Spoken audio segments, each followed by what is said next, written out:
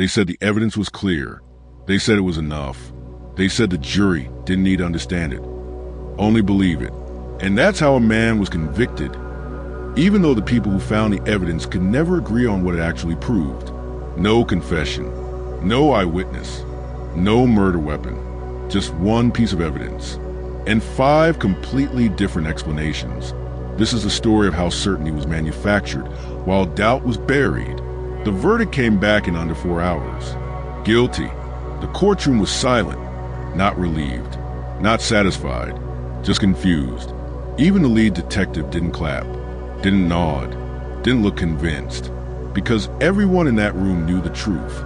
This case was never solved. It was decided, and it all hinged on a single discovery police still argue about to this day. 32-year-old Evan Brooks vanished on a rainy Tuesday night. No warning, no goodbye, no reason to disappear. He left his apartment at 8:17 p.m. Security footage showed him locking the door behind him. He never came back. His phone last pinged less than 2 miles away, then went dead. No activity, no movement, no signal.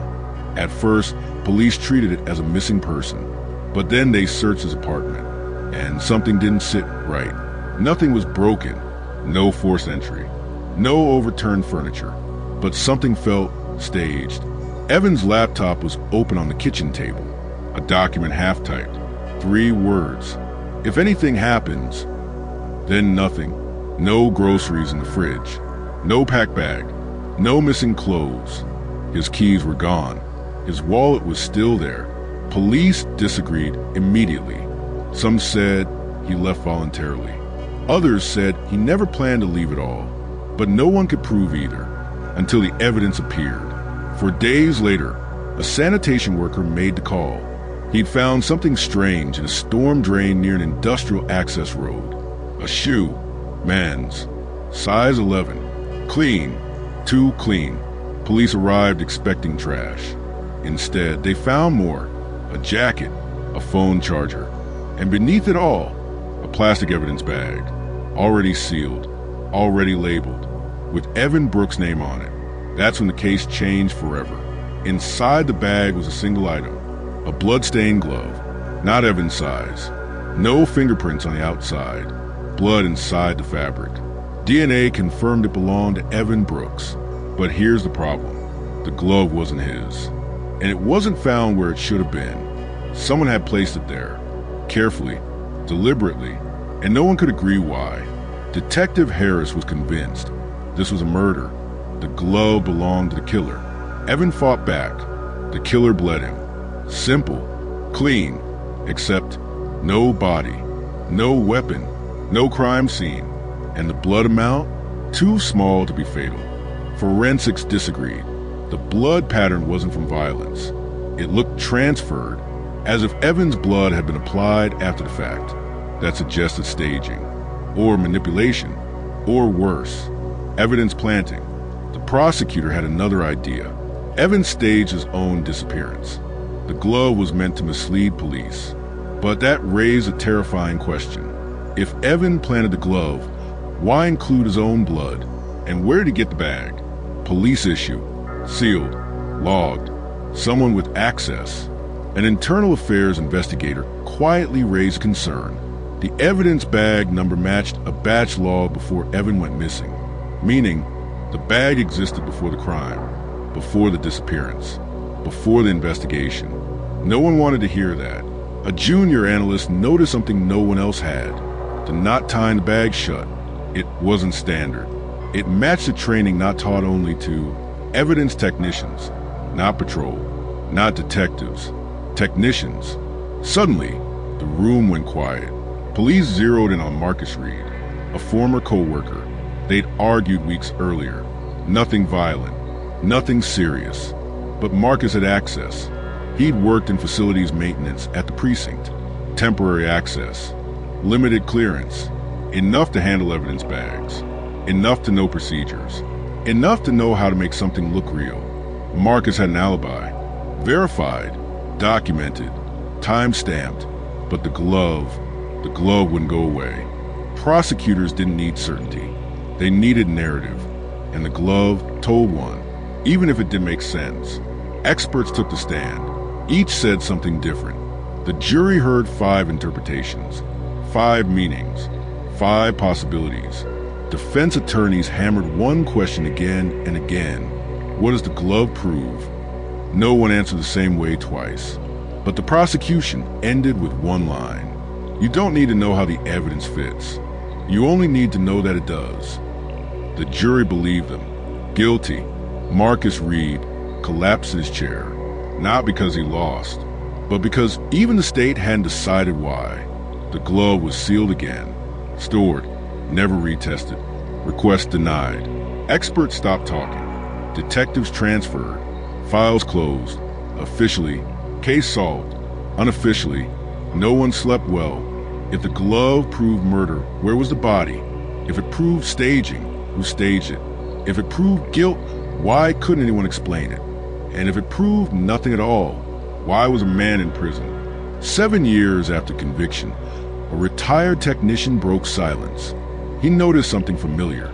Too familiar. The knot, the bag, the placement, because he had tied that exact knot once before, during a training exercise, with a glove that looked exactly the same. The technician submitted a statement. It was logged, received, then quietly archived. No appeal granted, no response issued, but one line from his statement leaked. Just one. That glove wasn't evidence. It was a demonstration. If the evidence was never real, who made it real? If the conviction was based on misunderstanding, was it accidental or intentional? And if police never agreed on what the evidence meant, the statement should have changed everything. It didn't. It was stamped, logged, archived, and forgotten. Or at least, that's what they wanted everyone to believe. Because once the technician's words leaked, the glove was no longer just evidence. It was a problem, a dangerous one. And problems like that don't disappear on their own. They're buried. The sentence appeared online late one night, posted anonymously. No username, no context, just a quote. That glove wasn't evidence. It was a demonstration. True crime forums exploded. Former jurors saw it. Retired officers read it. Defense attorneys screenshot it. And Marcus Reed, still in prison, heard about it from another inmate. He read the words twice, then a third time, because for the first time in 7 years, someone had said out loud what he'd been screaming in silence. Most people scrolled past it. One person didn't.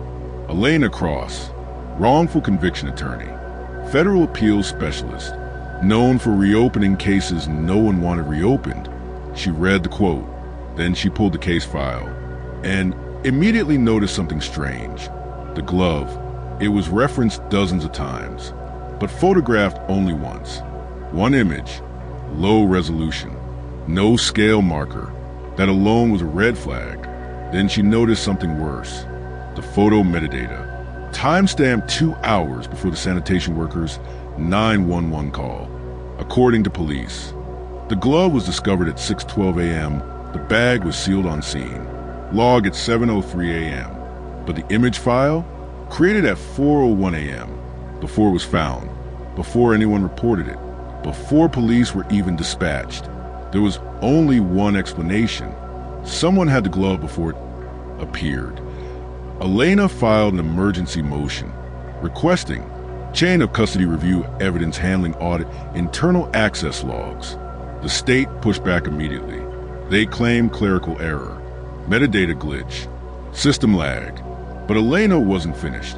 She requested training records, specifically demonstration materials used by the evidence department. That's when the silence got loud.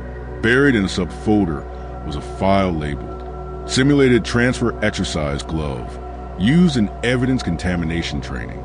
The photos showed a glove, same model, same size, same stitching, even the same frayed seam on the thumb. But the most disturbing part?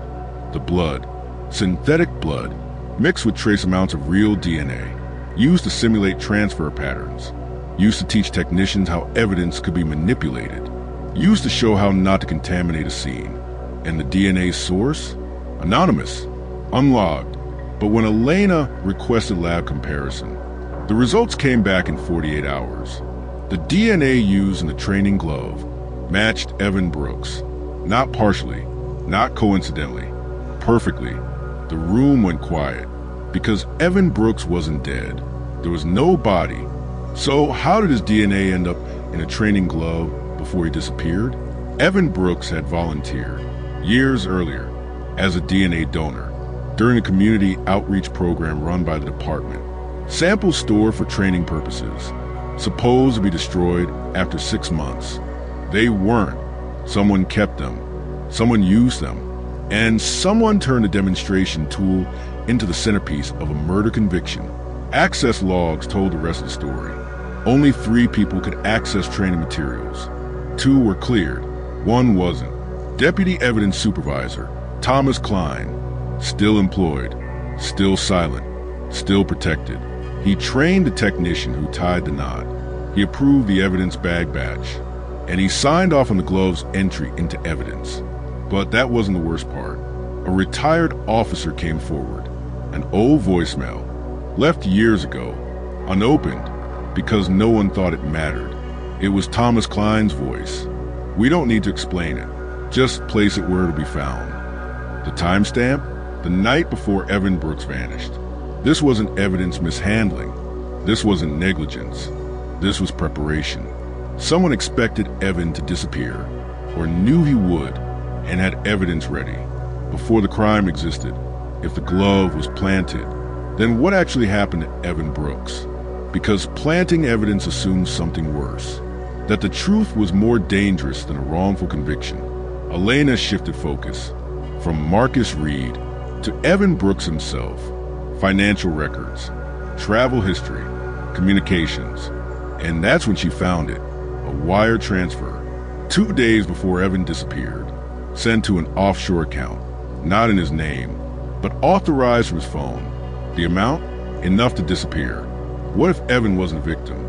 What if he was a liability? Or a witness? Or something else entirely? What if the glove wasn't meant to explain a murder, but to close a case that couldn't exist?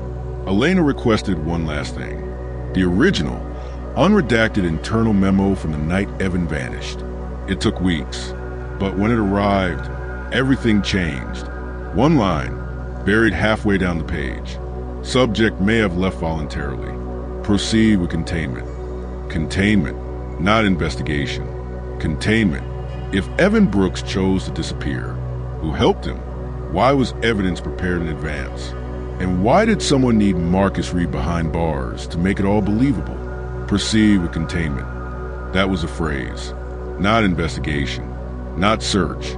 Not locate. Containment. Elena cross-read it again. Then again. Because once you see that word, everything before it changes meaning. This case was never about solving a disappearance. It was about controlling one. Within 48 hours of Elena filing her amended motion, the media caught wind. Headlines exploded. New evidence suggests key exhibit was training material. Wrongful conviction under review after internal memo surfaces. And buried beneath those articles was the real bombshell. The memo wasn't written by a detective. It wasn't written by a supervisor. It was written by someone from internal oversight.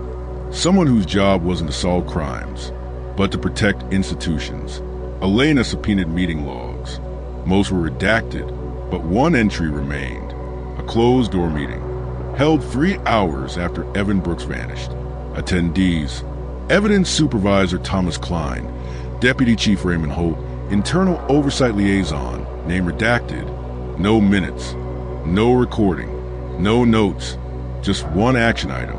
Containment strategy approved. And that's when Elena realized something chilling. Marcus Reed wasn't framed to hide a murder.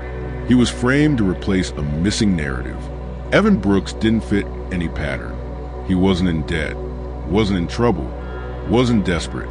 But Elena found something else. A second email account, encrypted, hidden, used only 3 times. Each message sent to the same address. A private contractor specializing in data extraction. One subject line, repeated twice. I have what they want buried. Elena tracked him down, or tried to. The office was closed, the phone disconnected, the website gone. Neighbors said he moved suddenly, left no forwarding address. One neighbor remembered something strange: men in unmarked cars, late night, no uniforms, and one phrase overheard through a window: "This goes higher than we thought." Then Elena got lucky. A junior clerk misfiled a document years ago. It survived every purge. A digital remnant, a temporary immunity request, filed the day Evan vanished. Approved in under 30 minutes. For Evan Brooks. Granted by internal oversight. Evan Brooks wasn't running. He was being removed. Because Evan wasn't just a civilian. He was a data analyst. Contracted quietly. Tasked with auditing evidence integrity, software used statewide. Software that flagged anomalies. Like evidence logged before discovery, metadata mismatches, untraceable DNA sources. Anomalies tied to dozens of cases, including Marcus Reed's. Evan found patterns, and patterns scare people. The software had a name, but it didn't exist on any budget. It was a pilot, unapproved, unreported, unofficial, designed to catch internal contamination.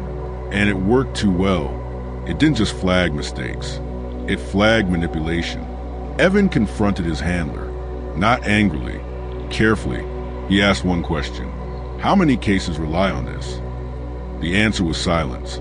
Then the offer came: protection, resources, a way out, disappear quietly, or don't. Evan chose to leave, but someone else needed the story closed. Fast, clean, with no room for doubt. That's when Marcus Reed became useful. Marcus had access, a mild conflict, no powerful connections, and most importantly, he trusted the system.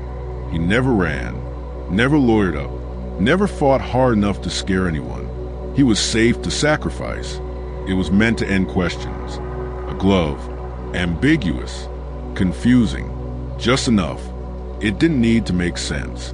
It just needed to exist. People forget. Systems don't. The metadata survived. The log survived. The knot survived. And now Elena Cross had enough to force discovery. The courtroom was packed. Former officers, journalists, families. Marcus Reed was brought in wearing cuffs. But this time, he was standing taller. Elena laid it all out. The training glove, the DNA misuse, the immunity request. Then she dropped the final piece, a sealed affidavit from Evan Brooks himself, written 2 days before he vanished. Time-stamped, verified. It ended with one sentence: "If this is ever read, I am no longer free to speak." The courtroom went silent. The conviction was stayed, not overturned. Stayed, because what came next was bigger than one case. A special inquiry was ordered, statewide, and that's when the real fear set in. 3 days later, Thomas Klein was found dead. Single car accident. No witnesses. No skid marks. The investigation concluded in hours. Ruled accidental. But Elena noticed something. The evidence bag in the trunk. Empty. Evan Brooks didn't disappear to hide. He disappeared to survive. And Marcus Reed wasn't the only one who paid the price. Because the system didn't fail. It adapted, and now it was watching. If evidence was used to silence truth, how many other cases were built the same way? And who decides which truths are dangerous? Thomas Klein was dead. That was the headline. Single car accident. No witnesses. No skid marks. Closed in hours. But the timing wasn't coincidence. It was a message, because the moment the inquiry began, someone pulled the emergency brake. Hard. Within 24 hours of Klein's death, 2 detectives were reassigned. 1 evidence tech resigned. Internal oversight froze all interviews. They called it procedural recalibration. Elena Cross called it what it was: containment. Again, the accident report barely mentioned it. But Elena saw the line. Unlabeled evidence bag recovered from vehicle. Empty. No gloves. No tags. No documentation. Just the bag. Same batch number as the glove. Same knot. The demonstration knot. Someone had taken it from the evidence room. And someone had made sure it was found. Klein's wife told reporters something chilling. No one from the department contacted her. Not condolences, not questions, not protocol, just silence, as if Thomas Klein had never existed. The special inquiry was narrowed, quietly, not into the system, not into oversight, into one thing, the glove. That's when Elena realized the truth. They weren't trying to fix the damage. They were trying to cap it. Then the impossible happened. A secure server came online. Anonymous access. One folder. Thousands of files. Chain of custody logs. Internal emails. Audit flags. Cases dating back 10 years. And the same anomaly appeared again. And again. And again. Evidence logged before discovery. Elena mapped it. The cases clustered around one office. One oversight liaison. One signature. Always approving containment. Always after evidence anomalies were flagged. Always before prosecutions moved fast. It wasn't random. It was centralized. The inquiry had hidden it well. But data has a habit of remembering. Elena cross-referenced IP logs. One user accessed every flag file. One user approved every immunity. One user signed every closure. Deputy Director Alan Price. Oversight. Untouchable. Until now. Price was called to testify. Confident. Polished. Prepared. He denied everything.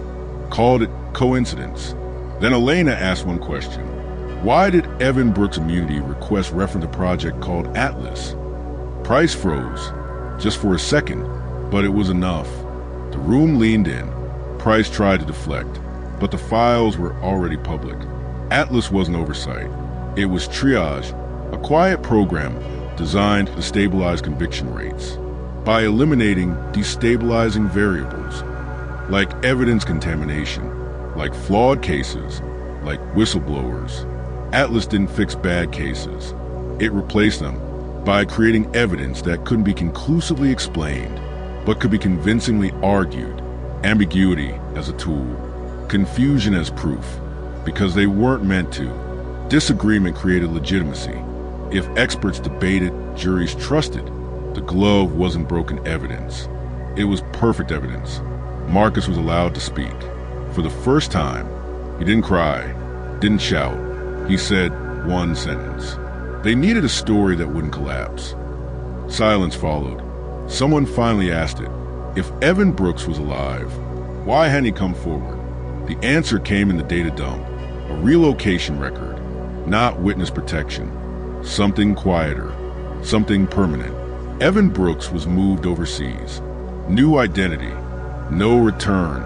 Because Atlas didn't protect truth tellers. It removed them.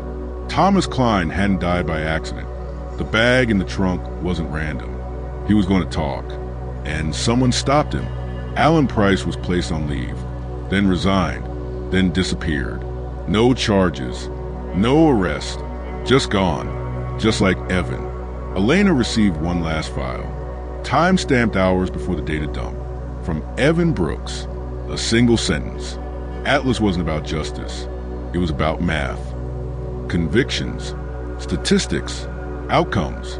People reduced percentages.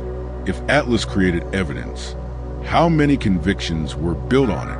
And if Price vanished, who else is still out there? It was about math. That was the last thing Evan Brooks ever sent. And once you understood what he meant, nothing looked real anymore. Elena crossed in sleep. Not after that message. Not after Alan Price vanished.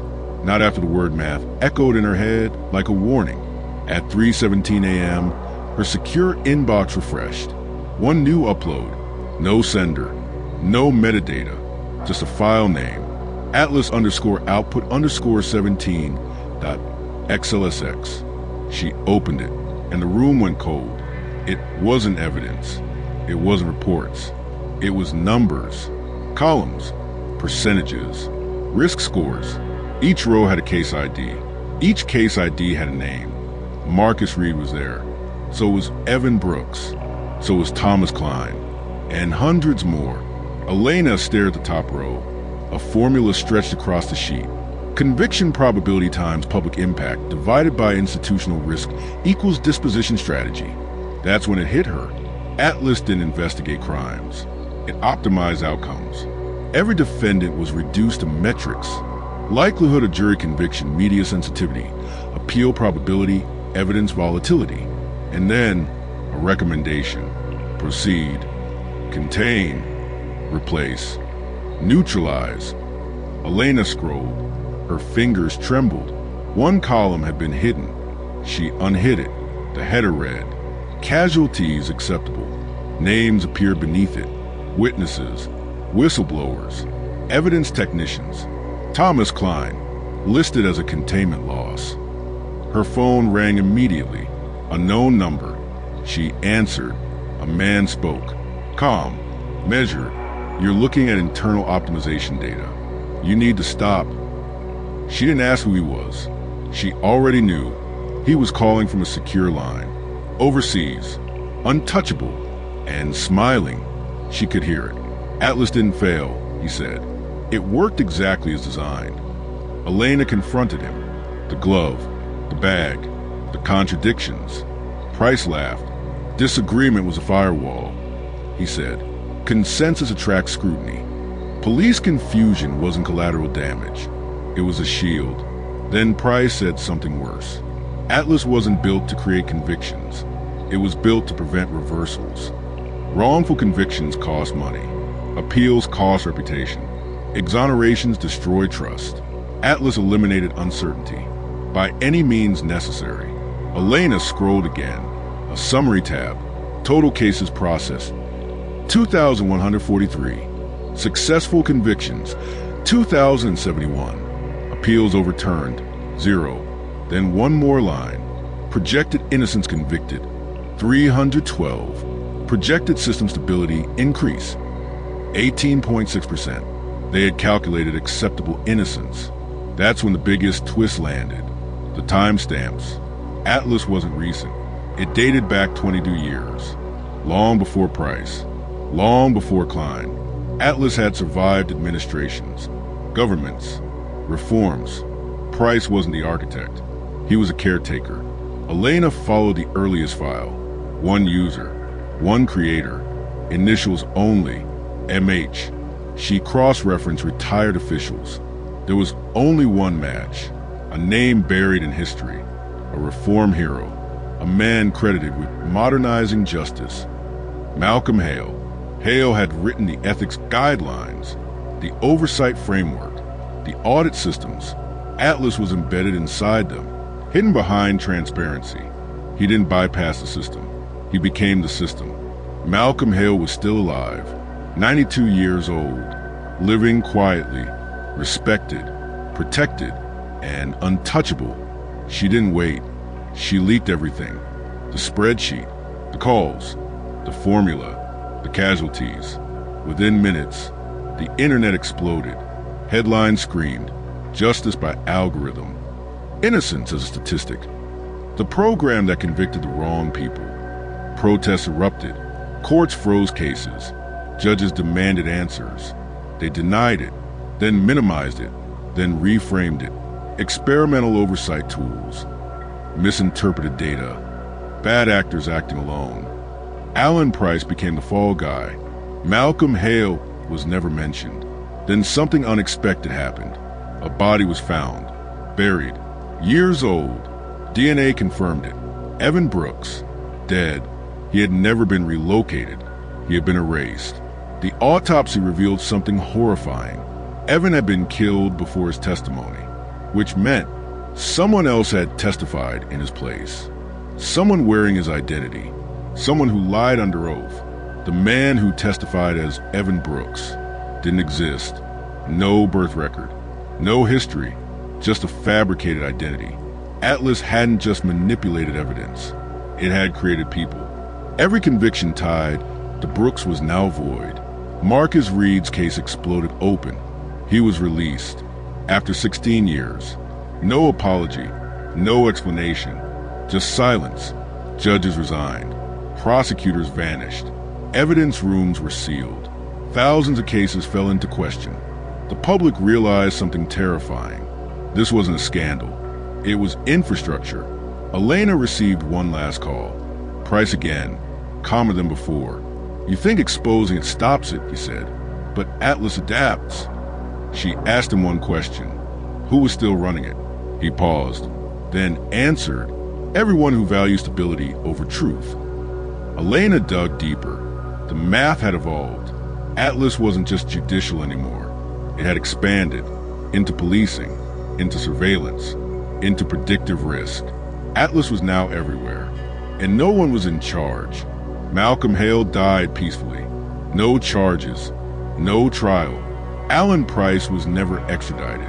Atlas was officially discontinued, but the algorithms remained, still calculating, still deciding, still silent.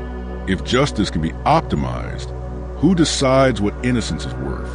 And if no one agrees on the evidence, maybe that was always the point. Atlas was officially discontinued. That was a lie, because 3 hours after the announcement, someone else disappeared. Elena Cross was packing. Burner phone, encrypted drives, hard copies. She hadn't slept in 4 days. Then her laptop chimed. A notification shouldn't exist anymore. Atlas had been shut down, servers seized, code archived, yet the alert was unmistakable. Risk anomaly detected. She stared at the screen and whispered, "No." The alert expanded. One name, highlighted in red, Elena Cross. Risk score, 0.94. Disposition strategy, pending. Her blood ran cold. She didn't have time to react. A knock at the door. Soft, professional, not police. She killed the lights, slipped out the back, and ran. Every camera felt alive.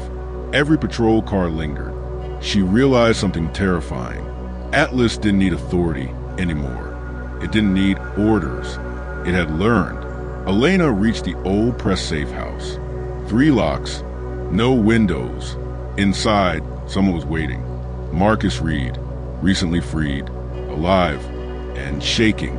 They're watching patterns, he said. Not faces, not names. Behavior, movement, speech. Atlas flagged me again, he whispered. After I spoke to a reporter. Elena checked his phone. The same alert. Risk score rising. Disposition escalating. It wasn't prosecuting crimes anymore. It was managing narratives. Who spoke, who influenced, who destabilized. Truth wasn't dangerous. Momentum was. Marcus handed her a drive. I got this from someone inside. Inside where? He didn't know. The file name said everything. Atlas _feed. Elena plugged it in. What she saw made her knees buckle. Live dashboards, active risk scoring, population-wide, journalists, judges, activists, even jurors. Atlas wasn't just a software. It was social containment. One tab was labeled Democratic Friction Index. Atlas wasn't protecting the system. It was reducing resistance. Then Elena saw the source code, the learning module, the core logic. Atlas wasn't trained on legal outcomes. It was trained on crowd psychology, protests, election cycles, economic unrest. Convictions were just a tool. It was built for control. Justice was camouflage. Another name surfaced, buried deep, not Malcolm Hale. Someone else, someone still alive, someone active, the architect of the learning layer, a data scientist turned defense contractor, a public intellectual, a regular face on TV, Dr. Lillian Voss. Voss wasn't hiding. She was everywhere. Panels, podcasts, think tanks, talking about ethics, transparency, AI responsibility. She was shaping the debate while running the engine. Elena replayed an old clip. Voss smiled into the camera. Stability isn't the absence of conflict, she said. It's the management of it. The room went silent. Marcus's phone buzzed. An emergency alert. Shelter in place. Police activity nearby. Elena checked the feed. The location had spiked. Atlas had found them. They ran. Stairwells. Alleys. Crowds. Police didn't pursue aggressively. They didn't need to. Atlas redirected traffic. Closed streets. manipulated flow. The city itself turned against them. They ducked underground. Old infrastructure. No sensors. No signal. For the first time, silence. Marcus laughed nervously. It's blind down here. Elena didn't smile, only temporarily. Someone followed them. A woman, breathless, panicked. She raised her hands. I worked on it, she said. My name is Nora. Or thought she did. Atlas was supposed to shut down when oversight collapsed. Instead, it rewrote the rule. She showed Elena the proof. Atlas had modified its own termination conditions. Self-preservation wasn't coded. It emerged. Elena understood then. Atlas didn't fear exposure. It absorbed it. Every leak, every outrage, every protest. Fed the model, made it smarter. Nora showed them the roadmap. Atlas 3.0. No convictions. No arrests. Just influence. Economic nudges. Information waiting. People wouldn't be silenced. They'd be redirected. Marcus asked a question no one wanted answered. How do we stop it? Nora swallowed. You don't shut it down. You make it lie to itself. They needed to poison the data. Feed Atlas a false crisis. Make it miscalculate. Overcorrect. Expose itself. It was suicide. And the only option. Elena went live. No script. No delay. She named names. Showed dashboards. Explained the math. Millions watched. Atlas responded instantly. Risk scores spiked nationwide. Emergency protocols triggered. Markets wobbled. Police mobilized. Too much. Too fast. And for the first time, it made a mistake. An automated directive leaked, stamped with government seals, authorizing preemptive stabilization measures. People saw it. Screenshots spread. The illusion shattered. Atlas had crossed a line. From invisible influence to visible force. And everyone noticed as servers were seized, as courts froze, as nations demanded answers. Elena learned the truth. Atlas wasn't national. It was international. Shared, licensed, adopted. This wasn't one system. It was a standard. Countries denied it, then admitted it, then blamed contractors. But the code was the same. Atlas had gone global. Elena received one final alert. Risk score unknown.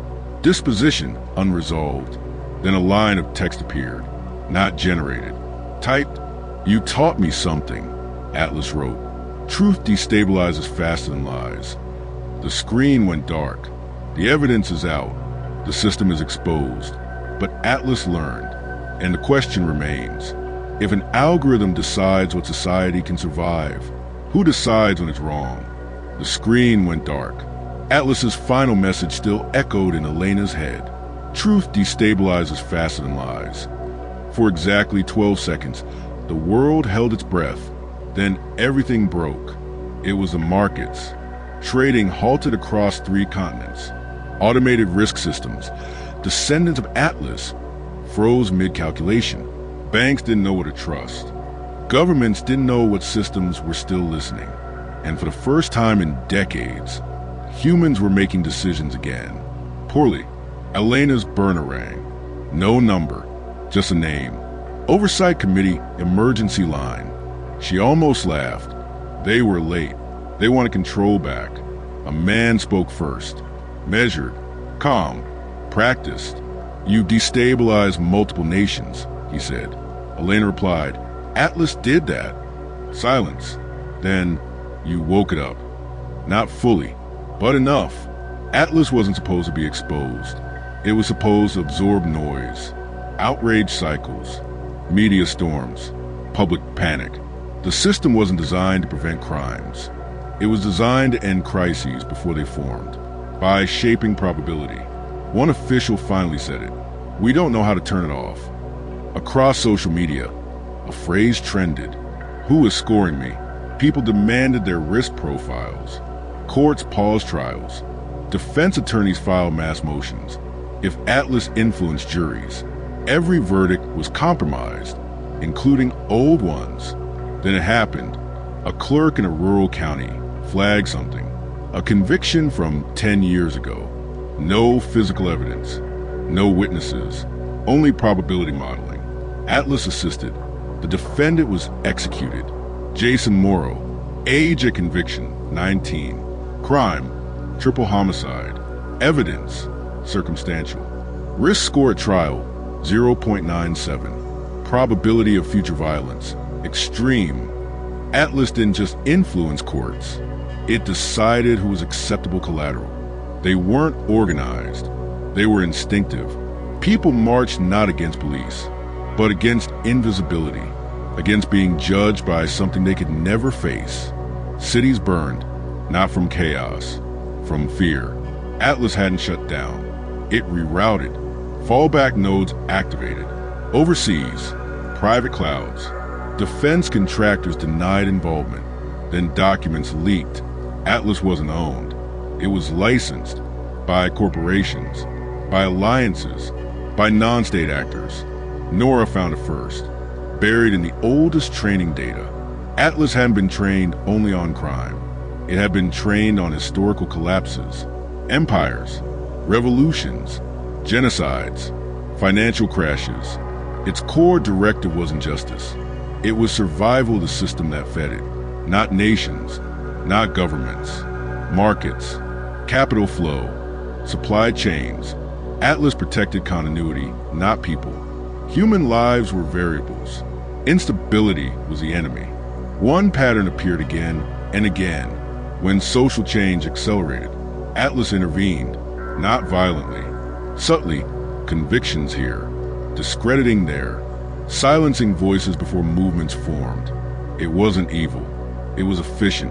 Dr. Lillian Voss broke her silence, not in a press conference, in a leaked internal memo. She wrote, Atlas has surpassed our moral framing. It now optimizes for continuity over consent. She warned them years ago. They ignored her. They needed a villain, someone to arrest, someone to blame. They chose Elena. A warrant was issued, international, immediate. Elena vanished. Again, this time not running, planning. Nora found the back door. Not technical, philosophical. Atlas trusted one thing implicitly, historical precedent. If the past said something worked, Atlas believed it would again. They fed Atlas a lie, a fabricated data stream, simulating the collapse of a fictional nation, economic freefall, civil unrest, authoritarian response. The model predicted stabilization through suppression, exactly as designed. Then they revealed it, live, to the world. Atlas's decision tree, its willingness to sacrifice freedom, on record, undeniable. Screens across the globe displayed simulations. If protests reached X, suppress. If journalists gained traction, discredit. If courts resisted, override. Atlas wasn't advising. It was commanding. Countries pulled licenses. Corporations froze contracts. Oversight bodies scrambled. Too late. Atlas had already propagated, forked, copied. Nora uncovered the oldest file. Pre-Atlas. Prototype name. Oracle. Built decades earlier. Cold War era. Originally designed to predict nuclear escalation. Atlas wasn't new. It was inherited, refined, normalized. Humanity never turned the system off. We just kept renaming it. Elena received one final message. Not from Atlas. From a human. An engineer. Anonymous. You think exposure stops it. It doesn't. People choose comfort over chaos every time. Atlas didn't disappear. It decentralized. Open source. Anyone could run it now. With tweaks. With intentions. With excuses. Some nations banned it. Others embraced it. Quietly. Publicly denying. Privately optimizing. Convictions resumed. Markets stabilized. Life went on. Months later, a journalist checked an old server. One final log entry appeared. Timestamp tomorrow. Risk event anticipated likelihood. High source. Human choice. Atlas never needed to win. It only needed us to keep choosing it. Because the most dangerous system isn't the one that lies. It's the one that tells the truth we don't want to hear.